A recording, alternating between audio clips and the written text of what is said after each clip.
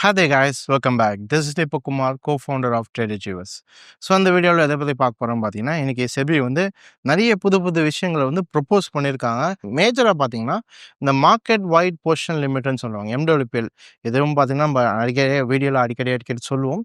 இது வந்துட்டு இந்த நார்மலாக ஃபியூச்சர்ஸ் அண்ட் ஆப்ஷன் ட்ரேட் பண்ணுறவங்களுக்கு ஒரு முக்கியமான விஷயம். ஏன்னா சர்டன் பர்சன்டேஜ் மேலே ஏறிச்சுன்னு வச்சுக்கோங்களேன், என்ன பண்ண முடியாது, புது கான்ட்ராக்ட் நம்மளால் வாங்கவும் முடியாது. அதனால் என்ன ஆகிடும்னா அந்த இடத்துல வந்து அப்படியே ஸ்டாப் பண்ணி வச்சுருவாங்க. ட்ரேடிங்கே என்ன ஆகிடும், ஸ்டாப் ஆகிடும். ஃபஸ்ட்டு MWPLலாம் என்னன்னு புரிஞ்சுக்கலாம், அப்போ தான் நம்மளுக்கு ஈஸியாக இருக்கும் ஃபஸ்ட்டு புரியறதுக்கு. ஸோ நம்ம MWPL நம்ம புரியும் போது, ஒரு எக்ஸாம்பிளுக்கு ஒரு ஏபிசி அப்படின்ற ஒரு ஸ்டாக், அது அவங்க என்ன பண்ணுறாங்கன்னா, அவங்கக்கிட்ட 1,00,00,000 ஷேர்ஸ் இருக்குது. அவங்ககிட்ட எவ்வளோ இருக்குன்னா 1,00,00,000 ஷேர்ஸ் இருக்குது. அந்த 1,00,00,000 ஷேரோட ப்ரைஸ், ஒரு ஷேரோட ப்ரைஸ் எவ்வளோன்னு பார்த்தீங்கன்னா ₹100. இது ரெண்டுத்தையும் மல்டிப்ளை பண்ணோம்னா நம்மளுக்கு எவ்வளோ வரும், 100 கோடி வரும். இதை தான் வந்து நம்ம நார்மல் டேர்மில் வந்து மார்க்கெட் கேப்னு சொல்லுவோம். மார்க்கெட் கேப்போட மீனிங் என்னென்னா, டோட்டல் எவ்வளோ ஷேர் வச்சுருக்காங்களோ அந்த ஒரு ஷேரோட ப்ரைஸ் எவ்வளோ இன்டூ பண்ணிங்கன்னா உங்களுக்கு எவ்வளோ வரும், 100 கோடி அப்படின்ற ஒரு வேலை வரும். இப்போ இந்த 1 கோடி ஷேரு எல்லாமே ட்ரேடிங்கில் இருக்குமா, எல்லாமே நம்ம மக்கள் வாங்குறதுக்கு இருக்குமானா கிடையாது. இந்த 1 கோடி ஷேரில் நார்மலாக வந்து ப்ரொமோட்டர்ஸ்னு சொல்லுவாங்க, கேள்விப்பட்டிருப்பீங்க. கம்பெனி ஓனர்ஸு, ஃபவுண்டர்ஸ் அவங்களாம் இருப்பாங்க. அவங்க எப்போதுமே ஷேர் ஹோல்டிங்கு வச்சுருப்பாங்க. அது வந்து 50% இருக்கலாம், 60% இருக்கலாம். அது லெட்ஸே வந்து அவங்க வந்து 60% வச்சுருக்காங்கன்னு வச்சுக்கோங்க. 60%னா அவங்க 1 கோடி ஷேரில் அவங்க எவ்வளோ வச்சுருந்துருப்பாங்க, 60 லட்சம் ஷேர்ஸ் கிட்ட அவங்க என்ன பண்ணியிருப்பாங்க, ஹோல்ட் பண்ணியிருப்பாங்க. இது மட்டும் இல்லாமல் கவர்மெண்ட் இருக்காங்க, அவங்க ஒரு 5%, சும்மா ஒரு எக்ஸாம்பிளுக்கு சொல்கிறேன், ஒரு 5% வச்சுருக்காங்கன்னா அவங்க ஒரு 5,00,000 ஷேர்ஸ் என்ன பண்ணியிருப்பாங்க, வச்சுருப்பாங்க. மொத்தம் 65% வந்து ப்ரைவேட்டாக அவங்க என்ன பண்ணியிருப்பாங்க, ஹோல்ட் பண்ணி வச்சுருந்துருப்பாங்க. இது இல்லாமல் மீதி இருக்க 35% இருக்குல்ல, இதில் தான் இதை வந்து ஃப்ரீ ஃப்ளோட்டிங் சொல்லுவாங்க. ஃப்ரீ ஃப்ளோட்டிங்னா ப்ரைவேட்லாம் முடிஞ்சிட்டு பப்ளிக்காக இருக்க ஷேர்ஸ் வந்து வெறும் 35 லட்சம் ஷேர்ஸ் தான் இருக்குது. இதில் இந்த 35 லட்சம் ஷேர்ஸில் தான் நம்ம என்ன பண்ணுறோம், பை அண்ட் செல்லிங் பண்ணிட்டுருக்கோம். நார்மலாக வந்து ஈக்விட்டி வாங்குகிறோம்ல, அது எல்லாமே எவ்வளோனா இந்த 35 லட்சம் ஷேர்ஸு. இதை வந்து நம்ம என்ன சொல்லுவோம், ஃப்ரீ ஃப்ளோட்டுன்னு சொல்லுவோம். மீதி இருக்கிறது ஃப்ரீயாக இருக்குது, மார்க்கெட்டில் இருக்கிறது, பப்ளிக்கில் இருக்குதுன்னு பார்த்தீங்கன்னா 35 லட்சம் ஷேர்ஸ் தான் இருக்கும். இப்போ இந்த 35 லட்சம் ஷேர்ஸோட வேல்யூ என்னன்னு பார்த்தீங்கன்னா 35 லட்சம் இன்ட்டு 100. ஏன்னா ஸ்டாக் ப்ரைஸ் பார்த்தீங்கன்னா 100, 35 லட்சம் இன்ட்டு 100 போட்டிங்கன்னா எவ்வளோ வரும் உங்களுக்கு, 35 கோடி. 35 கோடி வர்த்தான ஷேர்ஸை மட்டும் தான் நம்மளால் என்ன பண்ண முடியும், வாங்க முடியும். இதுக்கு பேர் என்ன சொல்லுவாங்கன்னா, இப்போ நார்மலாக டோட்டல் ஷேர் இன்ட்டு நம்ம போட்டோம்னா இதுக்கு பேர் வந்து மார்க்கெட் கேப்னு சொன்னோமா, மார்க்கெட் கேப்னு சொன்னேன். டோட்டல் ஷேர்ஸோட இன்ட்டு ப்ரைஸ் போட்டிங்கன்னா, இப்போ ஃப்ரீ ஃப்ளோட் இன்ட்டு ஷேரோட ப்ரைஸ் போட்டிங்கன்னா இதுக்கு என்ன பேர்னா ஃப்ரீ ஃப்ளோட் மார்க்கெட் கேப். என்னன்னா ஃப்ரீயாக ஃப்ளோட் ஆகிற ஷேர்ஸோட எவ்வளோ, ₹100 போட்டிங்கன்னா அதோட மார்க்கெட் கேப் பார்த்தீங்கன்னா 35 கோடி கிட்ட தான் இருக்கும். இப்போ இதில் MWPL எப்படி இது பண்ணுறாங்க, இப்போ நார்மலாக ஆப்ஷன் ஃபியூச்சர்ஸ் அண்ட் ஆப்ஷன் பண்ணும்போது 35 கோடிக்குமே நம்ம வந்து கான்ட்ராக்ட் வாங்குறோம்னா கிடையாது. இதில் எவ்வளோனா வெறும் 20% தான் நம்மளுக்கு எங்கே வருதுன்னா F&Oக்குள்ளே வருது. புரியுதுன்னு நினைக்கிறேன். என்னன்னா 35 கோடி ஷேர்ஸ் வந்து வாங்கிக்கலாம், பையிங்க்கு ஃப்ரீ ஃப்ளோட்டிங்காக இருக்கும். ஆனால் ஃபியூச்சர்ஸ் அண்ட் ஆப்ஷன் நம்ம ட்ரேடிங் பண்ணுறதுக்கு அவங்க அலோகேட் பண்ணது எவ்வளோன்னு பார்த்தீங்கன்னா வெறும் 20% தான் தருவாங்க. அப்போது 35 கோடியில் 20%னா உங்களுக்கு ஃபியூச்சர்ஸ் அண்ட் ஆப்ஷன் பண்ணுறதுக்கு எவ்வளோ இருக்குன்னா வெறும் 7 கோடி வர்த்தான கான்ட்ராக்ட்ஸை தான் நம்ம என்ன பண்ண முடியும்னா நார்மல் ஃபியூச்சர்ஸ் அண்ட் ஆப்ஷனில் பண்ண முடியும். இதில் வந்து அவங்க என்ன பண்ணியிருக்காங்கன்னா, இப்போ 7 கோடிக்கும் நீங்கள் கான்ட்ராக்ட் வாங்கி செல் பண்ண முடியுமா, கிடையாது. இதுலேயும் அவங்க என்ன வச்சுருக்காங்க, ஒரு லிமிட் வச்சுருப்பாங்க.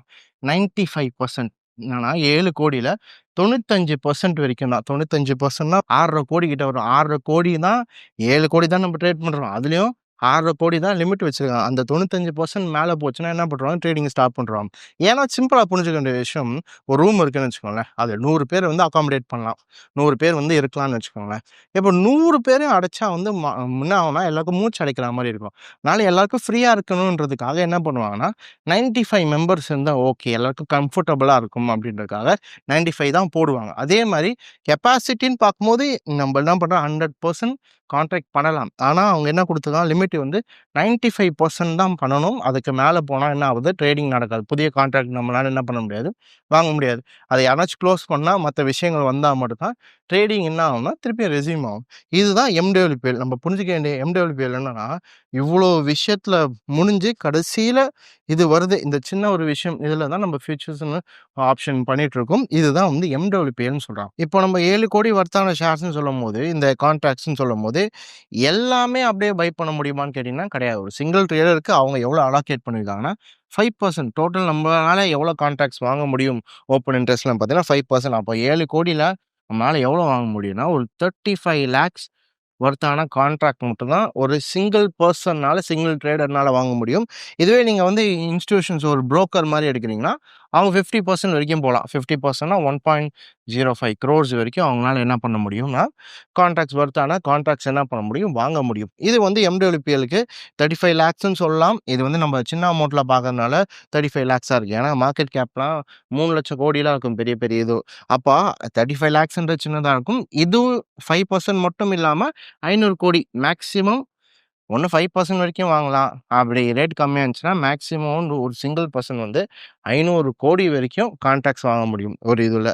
இதுவே நீங்கள் இதுவாக இருந்தீங்கன்னா 7500 புரோக்கராக இருந்தீங்கன்னா 7500 கோடி வரைக்கும் நம்ம என்ன பண்ணலாம், கான்ட்ராக்ட்ஸ் வாங்கலாம்.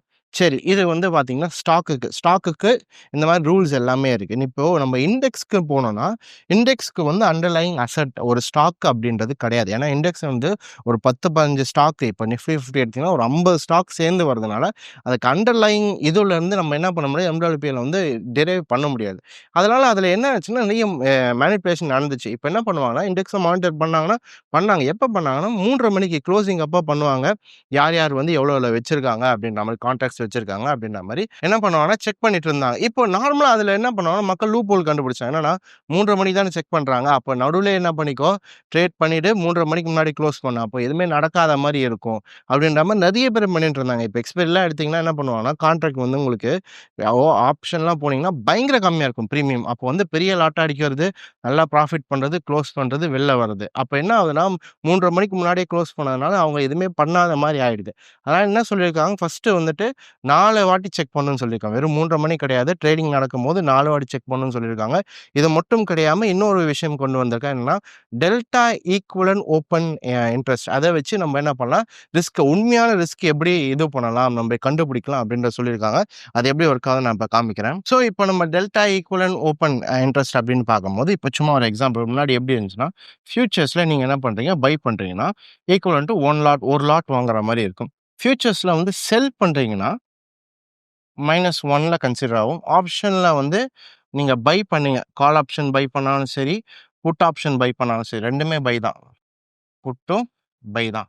ரெண்டுமே பை பண்ணுறீங்கன்னா என்ன கன்சிடர் ஆகும்னா இது ஒரு லாட்டாகவும், புட் ஆப்ஷன் வந்து -1ஆகவும் கன்சிடர் ஆகும். இப்போ சும்மா ஒரு எக்ஸாம்பிளுக்கு ஃபியூச்சர்ஸில் நீங்கள் பை பண்ணீங்க, அதே மாதிரி ஆப்ஷன்லையும் பை பண்ணீங்கன்னா ஒரு லாட் இங்கே பை பண்ணியிருக்கோம், ப்ளஸ்ஸு ஆப்ஷனில் ஒரு லாட் பை பண்ணியிருக்கோம் கால் ஆப்ஷனில். அப்போ என்ன ஆகும்னா 2 லாட் அப்படின்ற மாதிரி வரும்.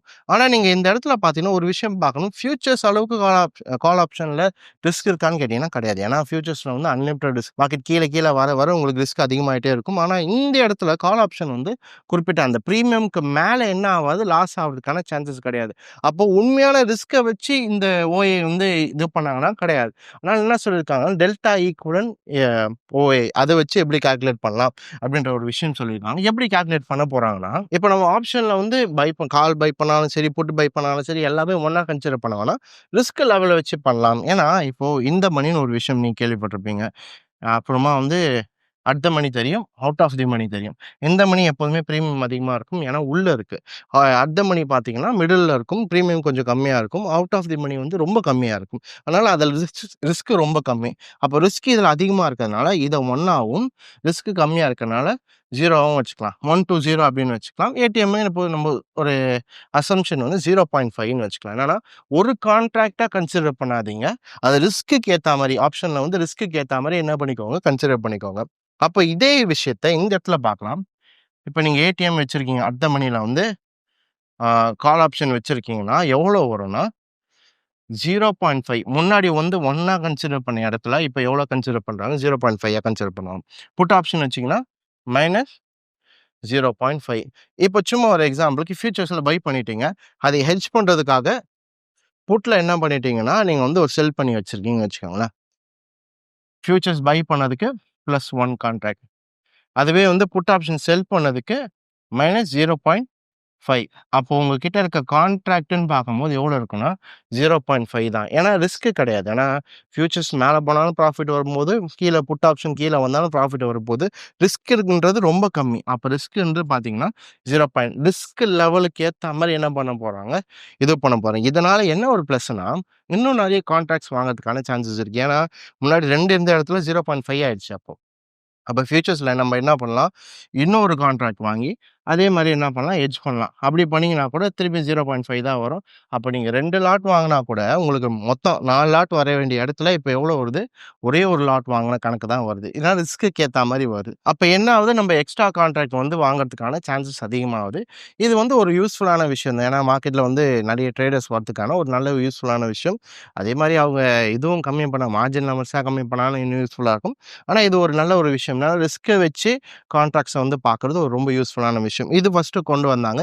செகண்ட் என்ன கொண்டு வந்தாங்கன்னா, இந்த வெயிட்டேஜ் பத்தி கொண்டு வந்தாங்க. அது நம்ம பேங்க் நிஃப்டில இப்ப பார்க்கலாம். இப்ப நம்ம பேங்க் நிஃப்டில இப்ப நம்ம வெயிட்டேஜ் எடுத்து வச்சிருக்கோம். இப்ப பார்த்தீங்கன்னா, HDFC பேங்க் மட்டும் எவ்வளோ இருக்குன்னா 30% வெயிட்டேஜ் இருக்கு. கிட்டத்தட்ட 29%னா 30% வெயிட்டேஜ் இருக்கு. அது மட்டும் இல்லாம ICICI எவ்வளோ இருக்குன்னா 26% இருக்கு. இது 2மே கம்பைன் பண்ணாலே உங்களுக்கு 55% வந்து உங்களுக்கு என்ன ஆகுதுன்னா, பேங்க் நிஃப்டில வெயிட்டேஜ் அதிகமா இருக்கு. இப்போ சும்மா ஒரு எக்ஸாம்பிள் சொல்றேன். இந்த மீதி இருக்க State Bank of India, Kotak Mahindra, Axis Bank இது எல்லாமே மார்க்கெட்ல வந்து நல்லா பை ஆகி மார்க்கெட் மேல போகுதுன்னு வச்சுக்கோங்களேன். இந்த 2 பேங்க் மட்டும் மார்க்கெட் வந்து கீழ வருது. சேல் பண்ணி மார்க்கெட் கீழ வருதுன்னா, அப்ப என்ன ஆகும்? 55% கிட்ட மார்க்கெட் கீழ வந்ததுனால, பேங்க் நிஃப்டி என்ன ஆகுது? உங்களுக்கு கீழ தான் வருது. அப்ப இதுல என்ன இருக்கு? மேனிபுலேஷன் நெறைய இருக்கு. அதே மாரி நெறைய இந்த மாரி விஷயங்கள் இருக்கிறதுனால தான், வெயிட்டேஜ கம்மி பண்ணணும். எவ்வளோ கம்மி பண்ணணும்னா, ஒரு ஸ்டாக் எடுத்தீங்கன்னா, அதோட வெயிட்டேஜ் இண்டெக்ஸ்ல எவ்வளோ இருக்கணும்னா, மேக்ஸிமம் 20% தான் இருக்கணும். அதுக்கு மேல இருக்கக்கூடாதுன்னு சொல்லிட்டாங்க. அப்போ 29% இருக்கு. அப்ப என்ன பண்ணுவாங்க, HDFC குறைப்பாங்க. எவ்வளோ 20% வரதுக்கு குறைப்பாங்க. மீதியில ஏத்துவாங்க. அதே மாரி ICICI பேங்க் எடுத்தீங்கனாலும் 26% இருக்கு. அப்ப என்ன பண்ணுவாங்க, இதுல குறைப்பாங்க. இது முன்னாடி சொன்ன மாரி மேனிபுலேஷன் கம்மி பண்ணணுன்றதுக்காக. இது மட்டும் இல்லாம நம்ம பார்த்தோம், இது 2மே சேர்ந்து உங்களுக்கு எவ்வளோ வந்திருக்குன்னா, 55% கிட்ட வந்திருக்கு. இன்னொன்னு என்ன சொல்லியிருக்காங்கன்னா, top 3 HDFC, ICICI, state bank சேர்த்து டோட்டல் எவ்வளோ வரணும்னா 45%க்கு மேல எக்ஸிட் ஆகக்கூடாது. இது வந்து சிங்கிள் ஸ்டாக்குக்கு இது வந்து டாப் 3 ஸ்டாக்ஸ். அந்த இண்டெக்ஸ் நீங்க நிஃப்டி எடுத்தீங்கனாலும் சரி, பேங்க் நிஃப்டி எடுத்தீங்கனாலும் சரி, மத்த இண்டெக்ஸ் எடுத்தீங்கனாலும் சரி. 45%க்கு மேல இருக்கக்கூடாது. முன்னாடியே சொன்ன மாரி இந்த 2 ஸ்டாக்க பை பண்ணி, இல்ல செல் பண்ணி அவங்க என்ன பண்ண முடியும்?